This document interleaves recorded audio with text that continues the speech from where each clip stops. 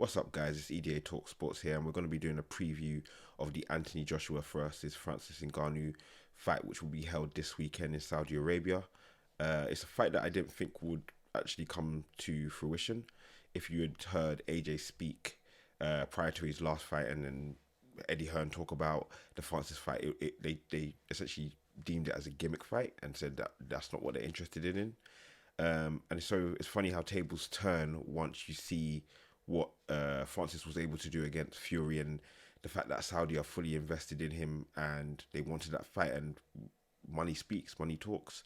And so it's a fight that I didn't think we would be getting, but I'm excited that we are.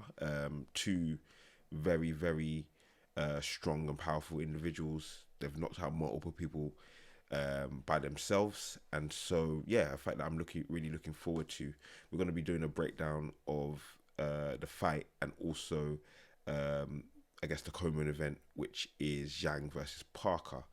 So if we just transition over to Box Live, as mentioned, we're going to kick off with Zhang versus Parker, and again, this is probably a fight that wouldn't have captured multiple people's attention prior to what Parker did and what Zhang has done in the last couple of fights.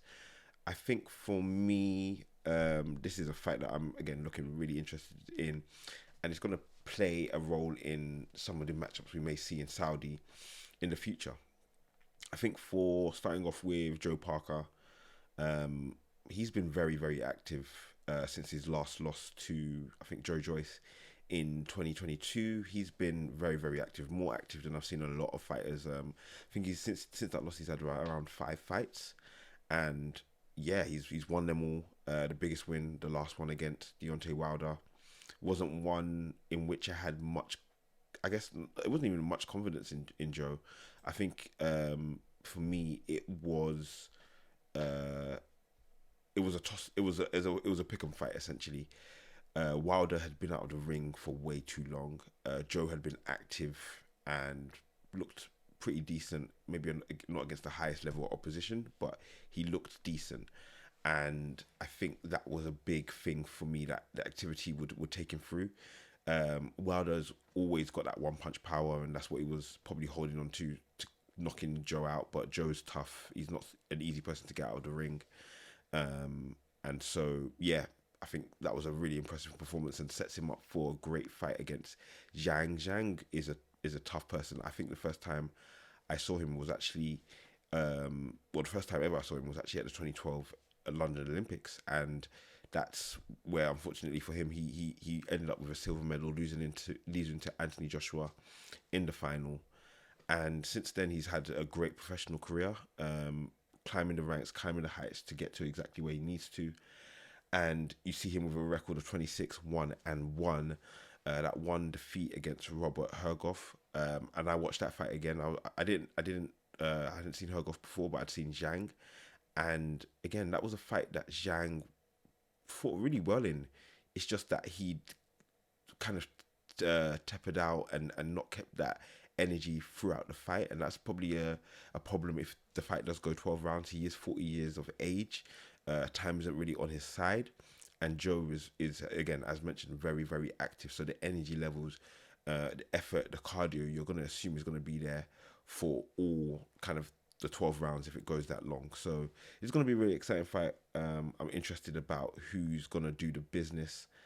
After the last fight, I've struggled to bet against Joseph Parker. But again, seeing what Zhang did against Joe Joyce twice, and knowing, again, I guess Parker lost to Joyce. But again, I think Parker's a changed man. Zhang is 40 again. The age concerns me. But I think Zhang might just have enough with the power, with the size to get over Parker, and that's my current thought process. But again, I wouldn't be surprised if Parker won. Not at all. Looking at the main event and what we're all here for, Anthony Joshua versus Francis Ngannou. What a fight to look forward to for fight fans.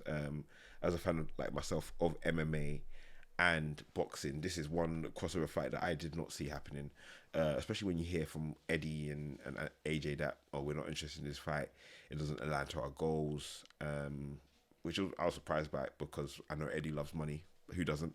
And he likes big fights, and this is a big fight. And I think it was made a big fight because Ngannou showed out against Fury. People say he should have won. I think it was a close one. I think it's close. I'll say that. But whatever you thought of the result, Francis won in the fight that he had against the UFC. He revealed in a podcast with Henry Cejudo and Kamaru Usman that he was virtually broke, and in the last fight he made 600k. UFC wanted him to fight sign a new contract for 5 million, but he bet on himself. And I think we all know from hearing the financials and knowing about the Saudi money, he won. He got the bag. He's fighting against two of the biggest heavyweights, and yeah, I mean, this is a decision and a bet on yourself that I think everybody's got to appreciate. Like, for you to bet on yourself and win against one of the biggest organizations in sport is amazing. He's become his own independent contractor. He's able to negotiate directly with Saudi, and he's under the thumb of Dana White. And yeah, Francis has won his own personal battle, and it's important. It's impressive to see. And he's got the ultimate underdog story. Obviously, we know what he's done in the UFC, former UFC heavyweight champion, absolutely dominant, knockout king, a power that could destroy and break anybody. And yeah, I love Francis. I love the story. It really appeals to me. AJ, on the other hand, again, I've watched AJ from 2012 Olympics. Super impressed with his story. Sometimes I found it hard to resonate with him early on in his career because I felt like it was maybe not him being his truest self.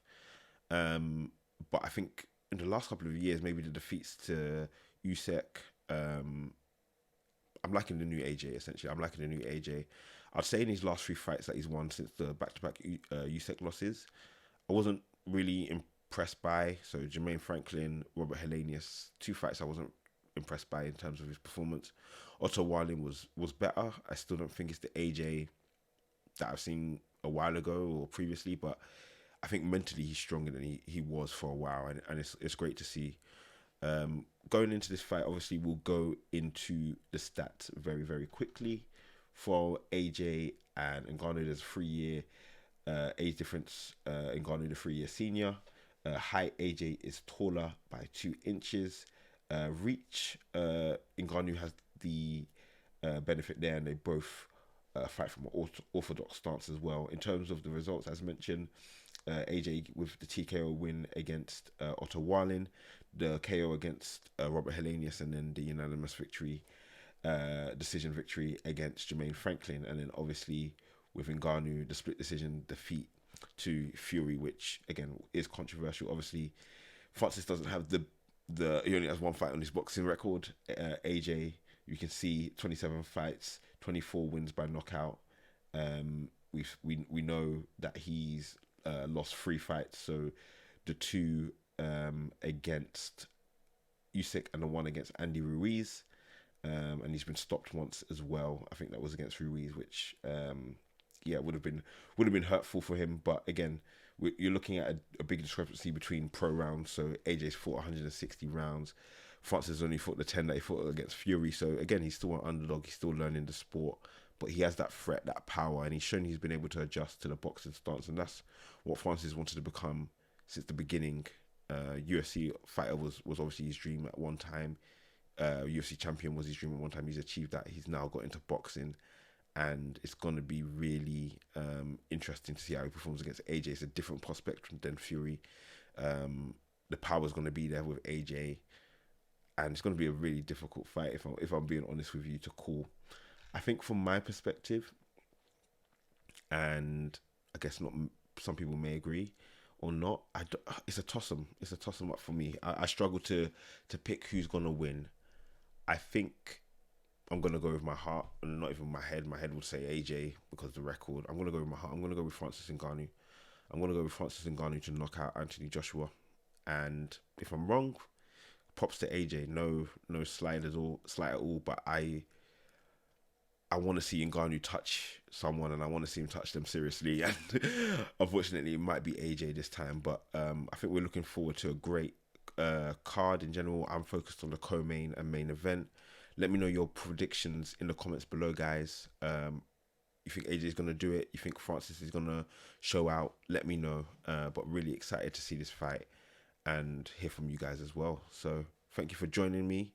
I'll speak to you guys soon.